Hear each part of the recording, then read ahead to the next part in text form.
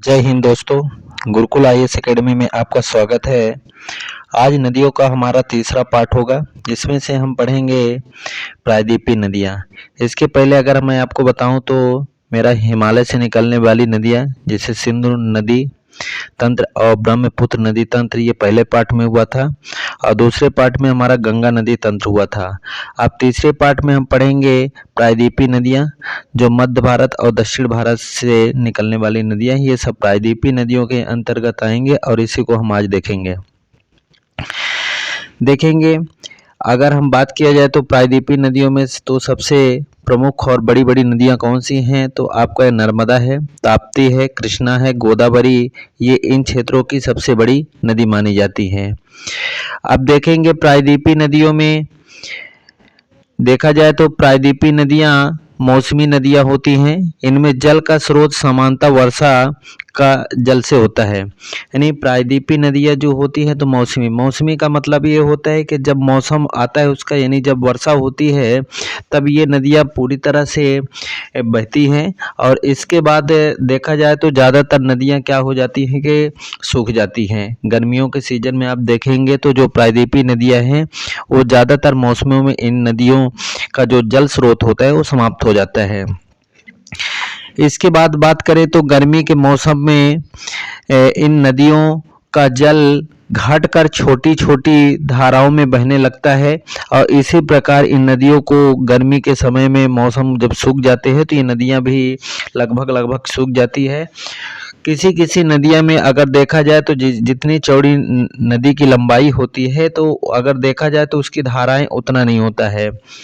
धारा थोड़े से स्तर पर बहती है, पूरी तरह से नहीं बहती है। इसीलिए जो प्रायद्वीपीय नदियाँ होती हैं इन नदियों को मौसमी नदियाँ कहा जाता है। यानी कि जब वर्षा होगी तभी ये नदियाँ पूरी तरह से बहेंगी। बाकी गर्मियों के सीजन में इनके जलधारा बहुत कम रहेगा, या कि ज़्यादातर नदियाँ वर्तमान में सूख भी जाती हैं। अब हिमालय वाली नदियाँ की अगर बात करें तो हिमालय की नदियाँ का उद्गम हिमालय से होता है और हिमालय से निकलने वाली नदियाँ वर्ष वाहिनी कहलाती। वर्ष का मतलब होता है पूरे, मतलब साल भर का समय, और वाहिनी का मतलब बहना होता है, यानी पूरे साल बहने वाली नदियाँ कहलाती है। यानी वर्ष भर चाहे कुछ भी हो तो भी, चाहे गर्मी का सीजन हो, ठंडी का सीजन हो, बरसात का सीजन हो, तो ये तीनों सीजन में बराबर ही नदियों का बहना होता है। अब इसका कारण क्या है कि जो हिमालय से निकलने वाली नदियां हैं तो इनमें पूरे वर्ष भर पानी बहता रहता है। इसका क्या रीजन है, तो इसका सबसे पहला रीजन है ग्लेशियर। आप देखेंगे बाकी जब वर्षा का सीजन खत्म हो जाता है तो ग्लेशियर का मतलब होता है जो हिमालय में जमा हुआ बर्फ है, यानी बर्फों का चट्टान है, ग्लेशियर कहलाता है। और ये क्या होता है कि जब गर्मी का समय आता है तो उस ग्लेशियर में जो सूर्य की किरणें हैं वो तेज पड़ने के कारण ये मतलब बर्फ क्या होता है, पिघलता है। और जब पिघलता है तो धीरे धीरे ये पानी के रूप में बनता है और उसके बाद ये सब नदियां में आकर, जैसे गंगा, यमुना, इन नदियों में पूरी तरह से बहता है, जो ये साल भर बहती है। मतलब इनमें जल स्तर की कमी नहीं होता। और दूसरा यही है कि वर्षा का जल बरसात के समय में देखा जाए तो जब वर्षा होती है तो ये नदियाँ बहती हैं। अब देखेंगे प्रायद्वीपी और खाड़ी। तो प्रायद्वीपी देखेंगे कि जो यहाँ से हिस्सा आप देख रहे हैं, यहाँ से ये पूरा हिस्सा आपका प्रायद्वीपी हिस्सा के अंतर्गत आएगा। यानी प्रायद्वीपी भूमि का वह भाग है जो तीन ओर जल से घिरा होता है, लेकिन एक तरफ मुख्य भूभाग से घिरा होता है या जुड़ा होता है, उसे प्रायद्वीपी कहते हैं। यानी कि अगर मैं आपको दूसरी परिभाषा में बताऊं तो प्रायद्वीपी भूमि वह भूमि कहलाती है जो तीन ओर सागर या जल से घिरा हो और एक ओर भूभाग मतलब जमीन से जुड़ा हो, तो ये क्या कहलाता है, प्रायद्वीपी। जैसे हमारा देश प्रायद्वीपी है। अब देखेंगे ऊपर अगर बात किया जाए तो आप देखेंगे तो ऊपर चीन है इस क्षेत्र में, यानी उत्तर का भारत चीन के साथ जुड़ा है, भूटान, नेपाल, अफगानिस्तान, पाकिस्तान। लेकिन इसका जो तीन हिस्सा है ना, ये तीन हिस्सा जल से घिरा है। इस हिस्से में आपका अरब सागर है, नीचे हिंद महासागर है और पूर्व में आपका बंगाल का खाड़ी है। इसलिए हमारे देश को प्रायद्वीपी देश के नाम से भी जाना जाता है, यानी हमारा देश प्रायद्वीपी देश कहलाता है। अब इसके बाद अगर हम आपसे बात करें कि खाड़ी खाड़ी क्या होता है, तो देखेंगे समुद्र का वह भाग जो जल स्थल से काफी दूर तक प्रवेश कर जाता है तथा तीन ओर से जल से स्थल से घिरा होता है, उसे हम खाड़ी कहते हैं। यानी समुद्र का वह भाग जो स्थल से काफी दूर तक प्रवेश कर जाता है, यानी स्थल के काफी दूर तक यानी अंदर तक प्रवेश कर जाता है। तो और अगर देखा जाए तो ये तीन ओर से स्थल से घिरा होता है, ना कि जल से। यानी इसका जल आप यहाँ देख सकते हैं, इस स्थान को देख सकते हैं। ये जो समुद्र का जल है ये बहुत अंदर तक है और ये तीन ओर से किससे घिरा हुआ है, स्थल से घिरा हुआ है। जैसे इसका जस्ट अपोजिट है, यानी प्रायद्वीप का जस्ट अपोजिट है। प्रायद्वीप तीन ओर जल से घिरा होता है और एक और स्थल से, तो इसको हम अपोजिट करके कह सकते हैं खाड़ी के जो एक ओर जल से घिरा हो और तीन ओर स्थल से घिरा हो, उस क्षेत्र को क्या बोला जाता है, खाड़ी बोला जाता है। तो खाड़ी भी आपको समझ में होगा और प्रायद्वीप भी आपको समझ में आया होगा कि प्रायद्वीप क्या कहलाता है और खाड़ी क्या कहलाता है। अब इसके बाद अगर हम बात करें तो दक्षिण भारत के नदियों को दो भागों में हिस्सों में बांटा जाता है, एक बंगाल की खाड़ी की ओर गिरने वाली और एक अरब सागर की ओर गिरने वाली।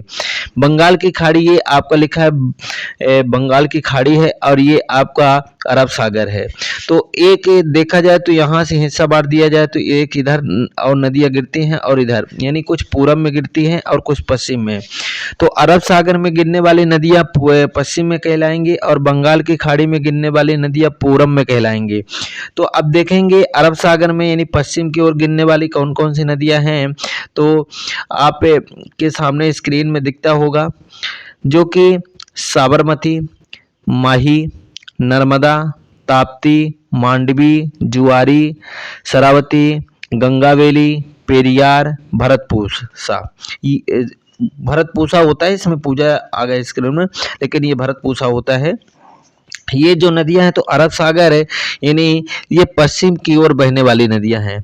अब देखेंगे पूर्व की ओर बहने वाली नदियां, यानी बंगाल की खाड़ी में गिरने वाली नदियां, जैसे दामोदर, स्वर्णरेखा, बैतरणी, ब्राह्मणी, महानदी, गोदावरी, कृष्णा, कावेरी, पेन्नार, वगई, ताम्रपाणी। ये जो नदियां हैं तो बंगाल की खाड़ी में यानी कि पूरब साइड जाके मिलती हैं। अब हम सब नदियों को अलग अलग करके पढ़ेंगे, कौन सी नदियाँ कहाँ। तो सबसे पहले हम पढ़ेंगे बंगाल की खाड़ी में गिरने वाली नदियाँ, यानी पूरब में गिरने वाली नदियाँ। तो सबसे पहले आप यहाँ भी देख सकते हैं मैप में, आपको यहाँ पे दामोदर नदी दिखता है, यहाँ पे हुगली नदी, यहाँ स्वर्णरेखा, बैतरणी, ब्राह्मणी, महानदी, गोदावरी, कृष्णा, पेन्नार, कावेरी आपको दिखता होगा। सबसे पहले हम देखेंगे दामोदर नदी। तो दामोदर नदी की बात किया जाए तो ये छोटा नागपुर के पठार से निकलता है, जो मतलब आपका छोटा नागपुर का पठार है वो झारखंड में है, वहाँ से निकलता है और ये झारखंड पश्चिम बंगाल में बहती है मुख्य रूप से, फिर जाके आपके हुगली नदी में मिल जाती है। हुगली नदी जानने के लिए आप हमारा पिछला पार्ट देखिए, सेकंड पार्ट, उसमें आपको पता चल जाएगा कि हुगली नदी कौन सी कहलाती है।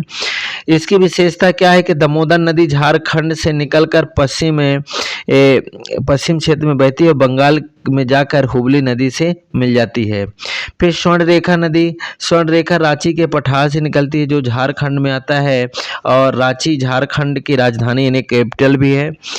देखा जाए तो उड़ीसा पश्चिम बंगाल में ये बहती है, बंगाल की खाड़ी में जाकर मिलती है।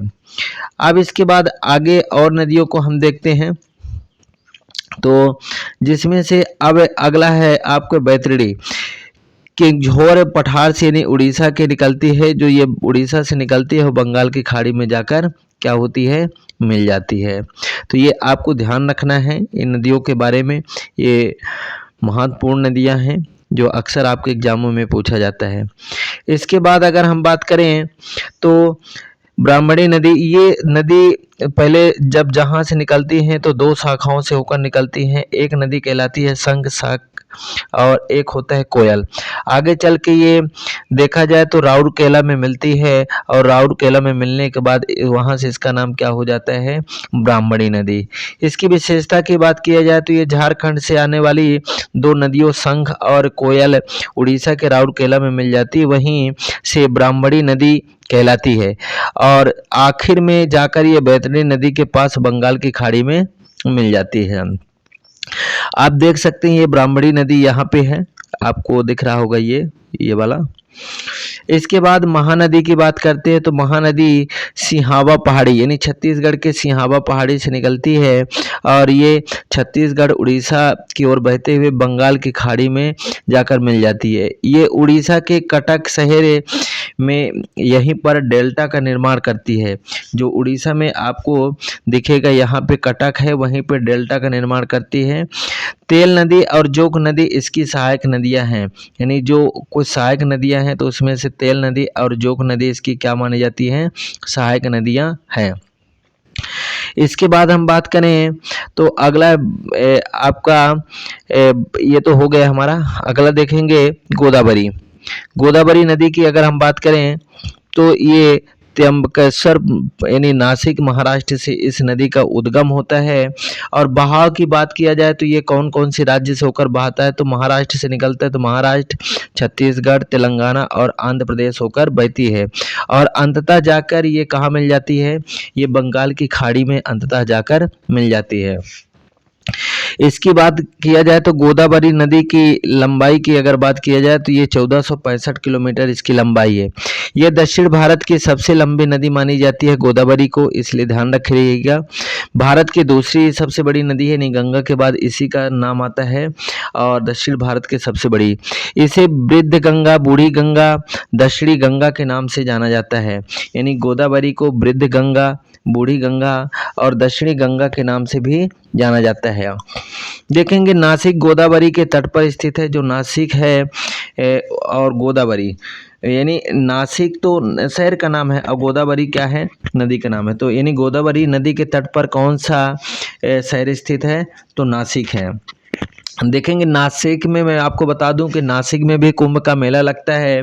हमारे भारत में 4 जगहों में कुंभ का मेला लगता है, जिसमें से एक नासिक हो जाएगा, दूसरा हरिद्वार हो जाता है जो उत्तराखंड में आता है, तीसरा प्रयागराज है जो आपका उत्तर प्रदेश में आएगा और चौथा आपका मध्य प्रदेश में उज्जैन आता है। यहाँ यानी कुंभ का मेला प्रत्येक 12 वर्ष में लगता है। तो इन चारों जगह में हमारे भारत में कुंभ का मेला लगता है, जिसमें से नासिक भी है। अब देख सकते हैं कि इसकी कुछ सहायक नदियाँ ये इस पहाड़ी से निकलती है, फिर मांजरा, पूर्णा, पेनगंगा, वर्धा, वेनगंगा, ये आपकी ये तीनों नदी मध्य प्रदेश से निकल कर आती हैं और जहाँ पे ये महाराष्ट्र में मिलती हैं वहाँ प्राणहिता के नाम से जानी जाती हैं। फिर इंद्रावती और सबरी इसकी गोदावरी की सहायक नदियाँ हैं। इसके बाद हम बात करते हैं कृष्णा नदी के बारे में। कृष्णा नदी के बारे में हम पढ़ेंगे तो आप देख सकते हैं ये कृष्णा नदी आपके महाबलेश्वर पहाड़ी से यानी पश्चिमी घाट महाराष्ट्र से इसका क्या होता है, उद्गम होता है। और ये बहती कहाँ कहाँ है, महाराष्ट्र में बहती है, कर्नाटक, तेलंगाना, आंध्र प्रदेश में बहती है और अंततः जाके कहाँ मिल जाती है, बंगाल की खाड़ी में मिल जाती है। यह प्रायद्वीपीय भारत की दूसरी सबसे बड़ी नदी है।